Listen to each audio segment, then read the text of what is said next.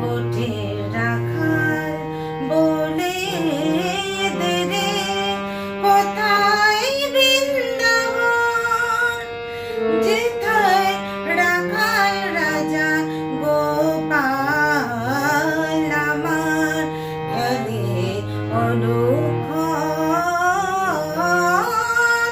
কোথায় বৃন্দাবন।